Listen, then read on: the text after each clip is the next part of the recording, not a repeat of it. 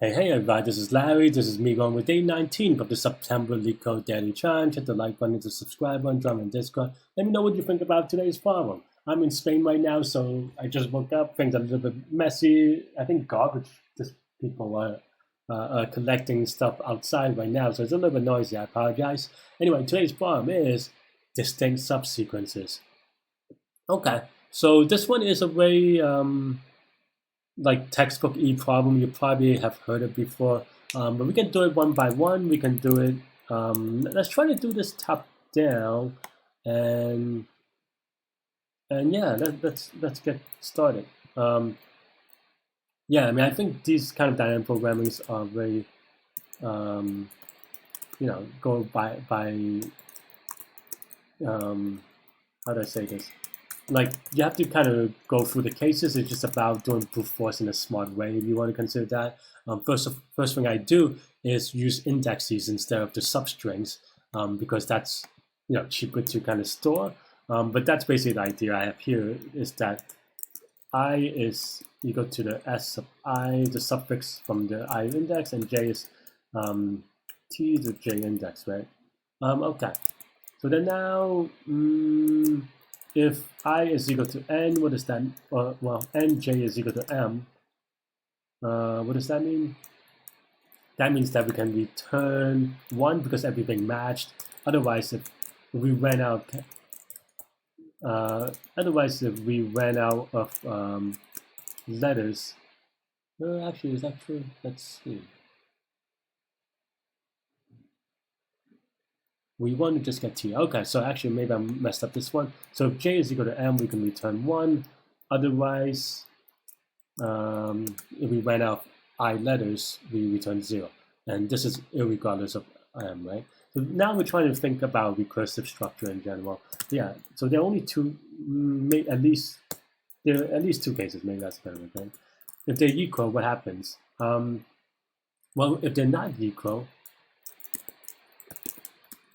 if they're not Leetcode, then we just there are a couple of ways to do it.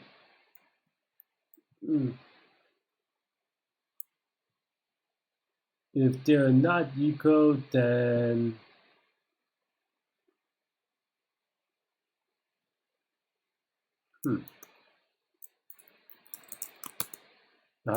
if they're not Leetcode, then you just let's see.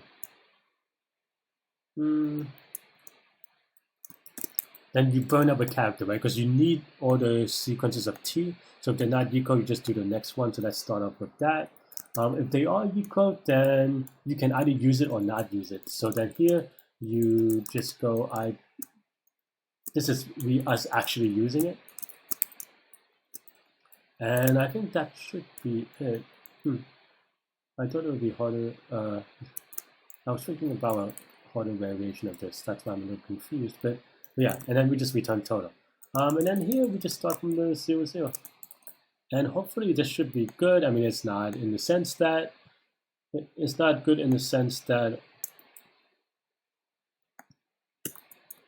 it's going to time out. But that's okay. We knew it was going to time out, right? What's 1,000? So we just, even this should be good enough. But yeah, so this will give us time limit exceeded, I think, unless something went really right and get a little bit unlucky in the luckiness. Oh, really? Oh, it's only 19,000. I was a little bit lazy, that's all. Okay.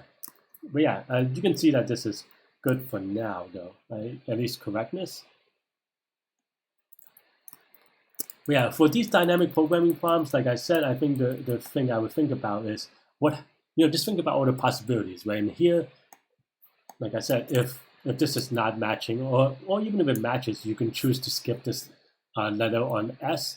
And here, if it matches, then you use up one, or you get to use this as T. Those are the number of ways, and of course, you get time limit exceeded, which is not surprising. The reason is because this is exponential, right? Especially for a case like all A's, it branches out twice every time. So it becomes, roughly speaking, I mean, I know there's some more precise math with about Fibonacci and so forth, but roughly speaking, it's going to be 2 to the n, right? So how do we speed this up? Well, the first thing to notice is that the input I can only go from 0 to n, and j can only go from 0 to m. So then now, there are only n times m possible inputs. So if we store these, that should be good enough, and that's what we're going to do. So yeah, let's see. The way that I write it, at least for teaching, is just has cache is equal to force times m for m, something like that, and then cache is equal to say 0 times m. It doesn't really matter because this only gets used if is and maybe we do none. Maybe none is, I don't know if none is smaller than Python actually. But yeah, and then now we know that I and j cannot be m or n. So yeah, so if has cache of ij, then we return cache of ij. Otherwise, has cache of ij is equal to true. And then you set the cache is equal to total. So this is just basically how to figure it out. The cache, and then basically for the reason why you could do this is that for every same input, you get the same possible output. There's no side effects or anything, so you just do a memorization. But yeah. And then now you can see that this is much faster and the correct answer. So let's give it a submit. But yeah, there are only n times m possible inputs. Each input takes O of 1 time and O of 1 space. So in total, this is O of n times m time and space. You can actually do an optimization here to make it O of n plus m space, noting that we only care about I plus 1 and this bottoms up and space optimization. I actually have a video on dynamic programming progression in my chat or whatever, so look for that.